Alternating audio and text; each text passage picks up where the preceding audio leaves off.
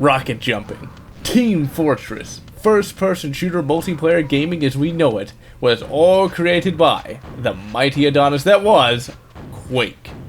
Here we have another id Software masterpiece. Quake was id's first step into the then new realm of 3D, and by the great Cthulhu does this game look blocky. I have to say that unfortunately, Quake 1 has aged quite a bit. But at the same time, one must remember that this was virtually the first true 3D first-person shooter, and for the time, it showed just how far gaming was advancing.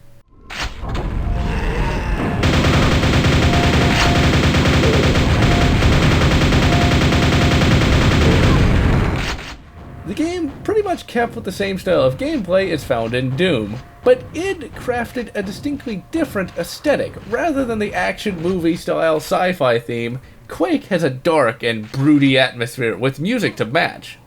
The weapons in Quake are a bit different from those in Doom. Rather than starting off with a dinky little pistol, you instead have a manly shotgun. And then you can find a double barrel that is probably the weapon you'll be using most of the game, since this has the most plentiful ammo. And then you get a rather odd weapon, the nail gun, that comes in two varieties. A rather stately double-barreled one that will do good damage, and then you get the Killatron!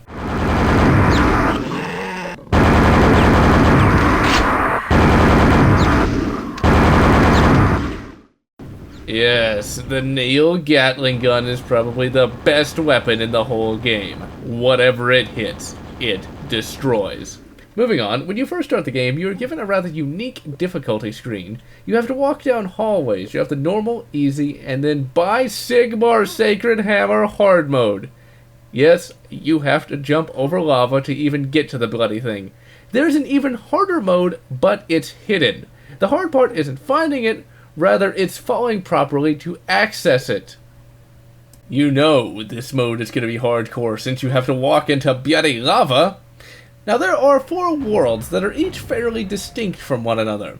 Now the game is pleasingly difficult, and as you progress, enemies will take a great deal more damage and they will dish out even more. Remember the Cyber Demon from Doom? Well, he has got nothing on the Shambler, that's for sure.